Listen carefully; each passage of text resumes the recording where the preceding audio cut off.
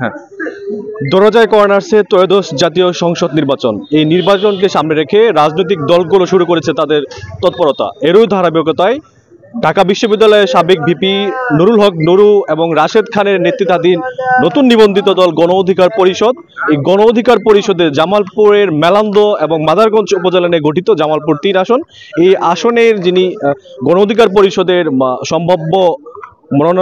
সম্ভাব্য এমপি প্রার্থী লিটন মিয়া, যিনি জেলা যুব অধিকারের সভাপতি, তার নেতৃত্বে কিন্তু আমার পেছনে দেখতে পাচ্ছেন যে উপজেলার ঘুষেরপাড়া ইউনিয়নের যে সবিলাপুর এলাকায় একটি উঠান বৈঠক চলছে।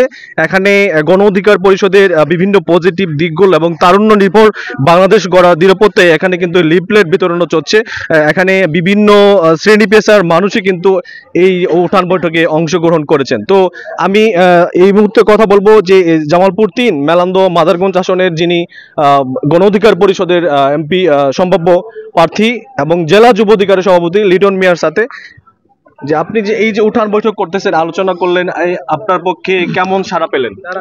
আলহামদুলিল্লাহ, আমাদের এলাকার যে আমরা প্রচারণাগুলি চালাচ্ছি, মানুষের মাঝে যাচ্ছি, তো মানুষ আমাদেরকে ভালো সাড়া দিচ্ছে এবং মানুষ আমাদেরকে চাচ্ছে নতুন কোনো নেতৃত্ব আসুক, সেই ধারাই তারা চিন্তা ভাবনা করছে এবং তারা আমাদেরকে বলতেছে যে আপনারা আমাদের ধারা আসেন, আমরা আপনাদের নতুন নেতৃত্ব দিতে চাই। তারা এই কথাই আমাদেরকে বলছেন এবং ভালো সাড়া পাচ্ছে আমরা এই এলাকায়। আমরা ইতিমধ্যে জানি যে গত পরশুদিন আপনাদের কেন্দ্রীয় সেন্ট্রাল থেকে জামালপুর ৩ আসনে প্রার্থী ঘোষণা করা হয়েছিল এবং সেন্ট্রাল কারণে স্থগিত করা হয়েছে। তো নতুন করে আবার যে আপনাকেই মনোনয়ন দেবে, এই বিষয়ে আপনি কতটুকু আত্মবিশ্বাসী? আসলে আমাদেরকে যে মনোনয়ন দেওয়া হয়েছিল আমাকে, সেই মনোনয়নটা সাময়িক কিছু কারণে তো স্থগিত করা হয়েছে। তো আশা রাখি আমাদের বিপি নূর সিদ্ধান্ত নিতে ভুল করবেন না। বিপি নূর চৌকস একজন লোক, উনি তৃণমূলের বার্তা দেখে, তৃণমূলের স্পৃহা দেখে আমাদেরকে আবারও আশা করি আমাদেরকে নমিনেশন দিবে বা আমাকে নমিনেশন দিবে ইনশাআল্লাহ। জি, যেমনটা বলছিলেন যে জামালপুর ৩ আসনের গণ অধিকার পরিষদের সম্ভাব্য প্রার্থী, তো তিনি যেটা বললেন তারুণ্য নির্ভর বাংলাদেশ গড়তে তিনি যে এখানে যে উঠান বৈঠক করছেন, এখানে নানান শ্রেণী পেশার যে মানুষেরা এসেছেন তাদের মাঝে লিফলেট বিতরণ করেছেন এবং তাদের থেকে তিনি পজিটিভ সাড়া পাচ্ছেন। তো এখানে কিন্তু উপজেলার এবং জেলার গণ অধিকার, ছাত্র অধিকার এবং যুব অধিকারের লোকজনও রয়েছেন। তো আমি যদি এখন সংক্ষিপ্তভাবে জানতে চাই যে মেলান্দ উপজেলা ছাত্র অধিকারের আহ্বায়ক অলিউল্লাহর সাথে, তার কাছ থেকে সংক্ষিপ্তভাবে জানতে চাইবো এই যে আয়োজন, আপনাদের যে প্রার্থী তো আসতেছেন বিভিন্ন জায়গায় পথসভা গণসংযোগ করতেছেন, কেমন সাড়া পাচ্ছেন? আপনাদের এই আসনে আপনারা কতটুকু আশাবাদী? আলহামদুলিল্লাহ, আমরা ভালো সাড়া পাচ্ছি। আমাদের গণ অধিকার পরিষদ, আমরা পথসভা করতেছি, জায়গায় জায়গায় প্রচারণা করতেছি।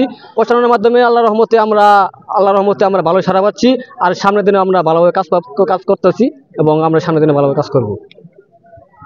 তো কথা বলছিলাম আর একজন ছাত্র অধিকারের নেতার সাথে, তারা যেটা জানালেন যে বিভিন্ন জায়গায় তারা দীর্ঘদিন থেকেই গণ অধিকারের আয়োজনে কিন্তু গণ অধিকারের কেন্দ্রীয় নির্দেশনায় তারা বিভিন্ন জায়গায় পথসংযোগ, গণসংযোগ এবং বিভিন্ন উন্নয়নমূলক সামাজিক কর্মকাণ্ড করে যাচ্ছেন। তারা থেকে বিভিন্ন জায়গা থেকে তারা পজিটিভ আলোচনায় আসছেন বলে জানালেন। তো জামালপুরের মেলান্দ উপজেলার ঘুষেরপাড়া ইউনিয়ন থেকে জামালপুর ৩ আসনের যে সম্ভাব্য গণ অধিকার পরিষদের এমপি প্রার্থী ছিলেন, আমরা শুনছিলাম এতক্ষণ বিভিন্ন লোকজনের কথা। তো এখানে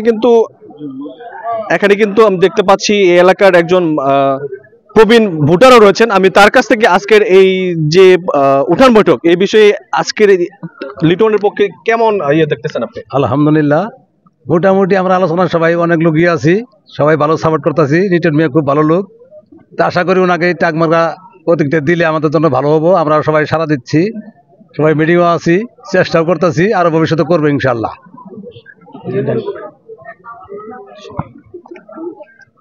এই যে লিটন মিয়া, ওনার টাক প্রতীকে মার্কা, আপনার কতটুকু আশাবাসী? তাকে কি আপনারা ভোট দিয়ে নির্বাচিত করতে চান কিনা? ইনশাল্লাহ, আমাদের এই বাসটা, আমাদের এলাকা পূর্ব সবিলাপুর ৯ নং ঘুষেরপাড়া মেলান্দর উপজেলা, সবাই এক বাক্য এক মুখে নতুন মুখ দেখতে চায়। লিটন মিয়ারে খুব বেশি পছন্দ করছে। ইনশাল্লাহ, আল্লাহ রহমতে সবাই মিলে আশাবাদী লিটন মিয়া যেন এটা পায়, জয়যুক্ত হয়। এমপি নংরা নিউটন মেজান ইনশাল্লাহ সুন্দর পরিবেশে ইনশাল্লাহ পায়। ইনশাল্লাহ সবাই মিলে আমরা একতা বহন করছি। এই বলে আমার কথা শেষ করছি। আসসালামু আলাইকুম।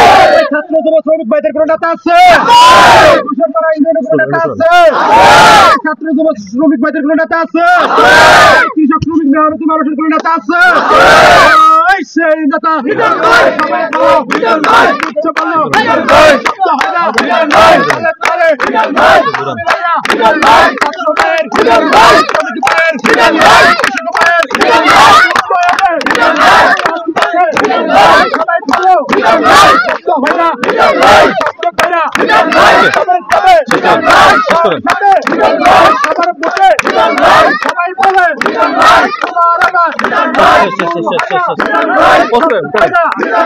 বলেছি